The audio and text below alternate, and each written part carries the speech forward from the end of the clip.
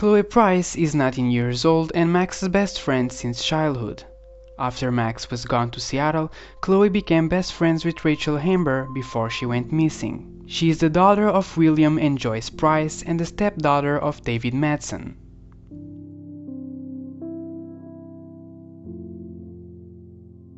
Chloe is a stubborn and rebellious woman. Based on her appearance and music style, she is a punk rocker girl who loves to get high. She also has a big mouth and loves to take risks, often putting her in trouble. She has serious issues with abandonment and trust, but who can blame her?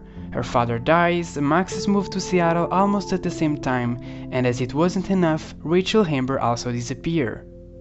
Due to all these bad experiences, she has become pessimistic about life, convinced that there is anyone who cares about her or who she could trust in. On the other hand, she is not always in a revenge mood, as she also cares a lot about other people's feelings, but at the same time being selfish and possessive, always wanting people to spare time with her and getting angry when they don't act like she wants to. Don't get me wrong, I love her, but she can also be very irrational, which often takes the form of blaming others for situations out of their control. For example, she takes the extent of blaming her dead father for her misery, but she will, in some instances, eventually acknowledge when she was in the wrong and apologize. Despite this, Max is aware of all this stuff about Chloe and considers her, and I quote, a good friend who shows up when you need her. On the good side, Chloe also is a very protective, devoted and faithful companion, although she tends to get too attached and possessive. She is also very straightforward with her, let's say, romantic feelings for other people. But as almost everyone, and behind her rough outward appearance, Chloe is actually a very insecure and scared person, and her tough acting may be nothing more than a facade she built up to protect herself from being hurt.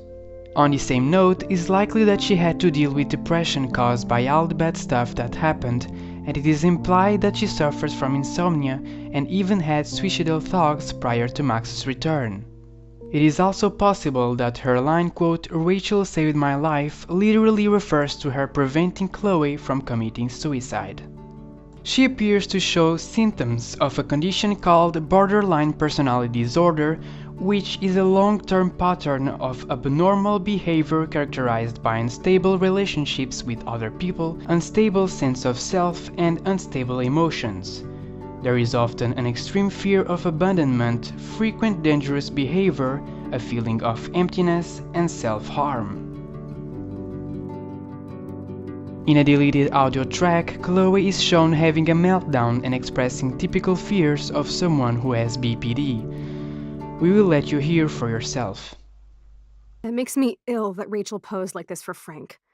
I wrote him love letters. I can't believe she was banging Frank. Rachel straight up lied to my face. Why didn't she say anything? Because she knew how you would react. And she wasn't much of a friend, huh? Just another person who shits all over me. Why does everybody in my life let me down? My dad gets killed, you bail on me for years, my mother gloms onto stepfucker, now Rachel betrays me. Chloe, Rachel is missing. Nobody betrayed you. Bullshit! Who hasn't? Fuck everybody! Chloe! Chloe, you can't keep blaming me and everybody for everything wrong in your life. It's so not fair. I gotta blame somebody, otherwise it's all my fault. Fuck that. So now it's Rachel's fault too? Jesus, she was banging that pig, Frank! Bitch lied to my face, Max! I can't trust anybody again. Everybody pretends to care until they don't. Even you. Chloe Price, you better take that back. Right now. Okay, fine. But you just don't understand. It's like I'm being punished by the universe. So who do you most want to blame? My fucking dad, of course. Hello? You blame William? Really? Yes, I do. Damn right. He chose to go out that door and leave me forever. Chloe, your dad didn't choose to leave you. I know that, Max. My mom actually blames herself. Just because she wanted a ride home from work. Sometimes, even I blame her. No, you don't. Yes, Max, I do. Do you know what it's like to wait for your father to come home when you're a kid? And he never does? No, of course not. But I was with you that day. It was just a terrible accident. I wish that made me feel better. But ever since he died, my life has been dipped in shit. You don't want to hear this, but you're still here, alive, with me. And that is no accident. You're right. I don't want to hear this. Chloe, I can't do this out on my own. I need you with me. And Rachel needs you. Max, if I had your power, I would go all the way back and change everything. Everything!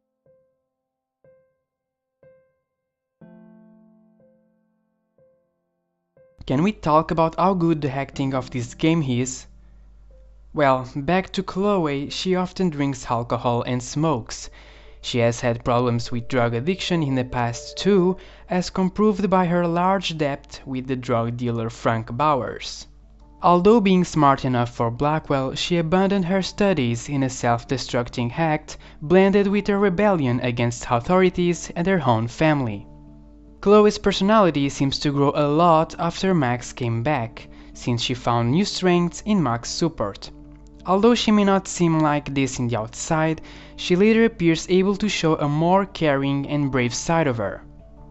At the end of the game, and I assume you've now played the game like 100 times, this is a spoiler alert, but if you haven't played yet, slowly close the video, go play, and then come back at the end. Okay, so Chloe at the end admits her selfishness towards her family and even offers to sacrifice herself to save the town from destruction. Okay, I've said it, fear no more.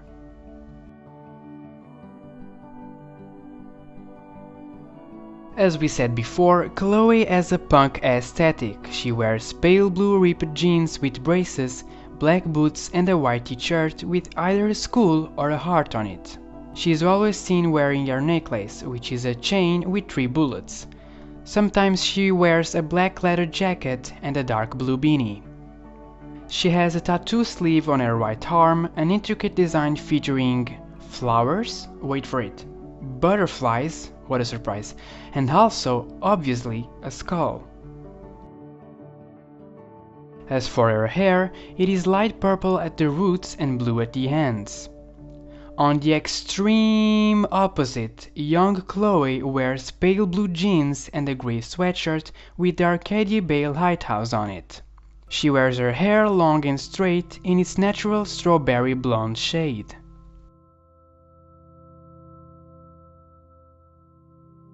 Chloe and Max grew up in Arcadia Bay with their families, where they used to play together at their homes or in the woods. Chloe had a cat named Bongo. Oops, wrong image. Okay, here's Bongo the cat. He was a gift from Chloe's parents and lived for 9 years before getting killed by a car. Another boom to Chloe's head, and was always part of Chloe and Max's adventures and superhero stories. Chloe and Max made a gravestone for him located in Chloe's garden. In the same year, Max was at Chloe's house when her father tragically died in a car crash. Although Max was very supportive at the time, her family moved away to Seattle, leaving Chloe to deal with her grief alone. And that's when it all gone downhill. All in the same year, her mother Joyce married David Madsen, whom Chloe immediately despised. It was an awful year, and all that Chloe could think of was to leave to the junkyard every day and even conceived the desire to escape from Arcadia Bay. Chloe attended Blackwell Academy, where she eventually found support from another local girl named Rachel Amber, striking up a firm friendship. The two girls planned to run away together to California to start a new life before Rachel's disappearance prior to the beginning of the game. Chloe had a crush on Rachel, which is evident in how fondly she talks about her to Max, describing her as an angel, a savior, or even smart and sexy.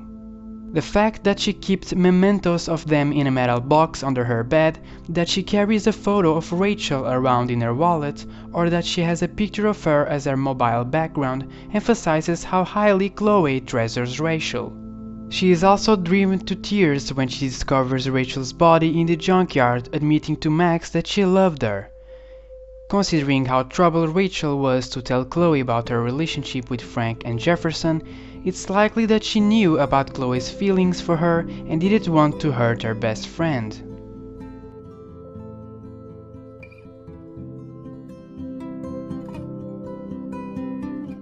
In the alternate timeline, Chloe as we know her has been completely wiped out in the timeline Max has created during episode 3, Chaos Theory. In that timeline, Chloe is restrained to an electrical wheelchair due to an accident while Chloe was driving the SUV that her father William bought her. She has also lots of respiratory problems and a complete collapse can happen at any time. Her parents decide not to tell her, but she discovers while pretending to be asleep while her parents was talking to the doctor. Maybe they should have talked in the living room instead. Well, even on this reality, Chloe keeps being punk at heart and she is visiting local rock shows websites through her computer. She even has a spiked bracelet on her desk. Chloe refers to herself as a science nerd and got straight A's before the accident. We know that she was unable to keep attending Blackwell Academy, so Principal Wells suggested that she needed to go to a different school. Chloe admits that she purposely rebels against her parents just so they shout at her instead of treating her like a baby. This Chloe doesn't blame anyone for her condition and isn't angry at her parents or at Max, just grateful to be alive and to have her family watching over her. Chloe still considers Max as her best friend, still cherishing their childhood memories a lot, and chooses to have Max's company as her last good memory. In this timeline, as she is not frequenting Blackwell Academy, she did not meet Rachel Amber nor even know her name.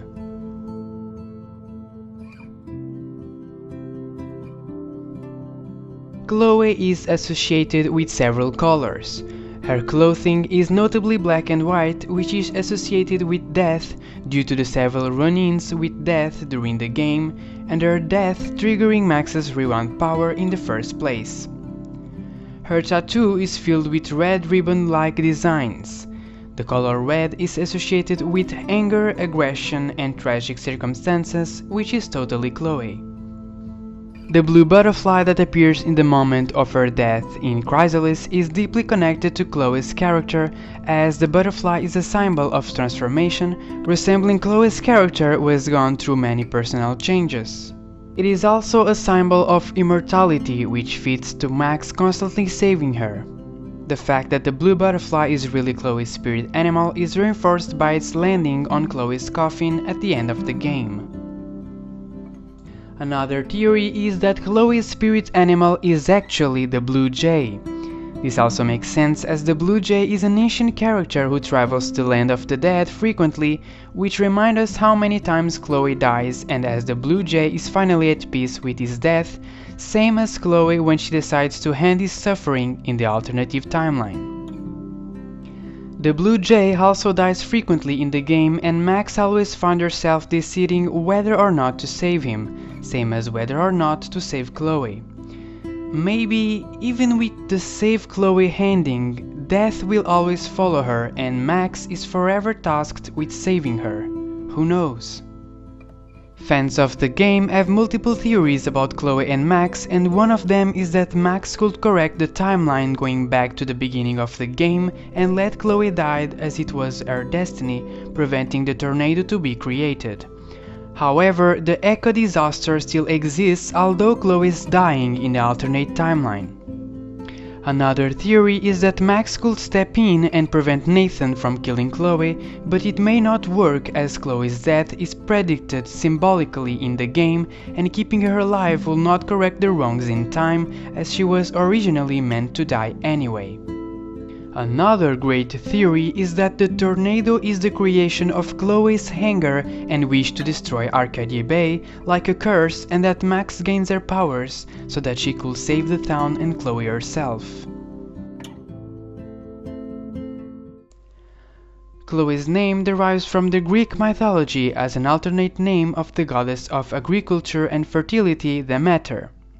This could be true as Demeter was known as the goddess of the blessed afterlife, which refers to Chloe's character development in numerous ways and her connection to death and her constant reviving by Max.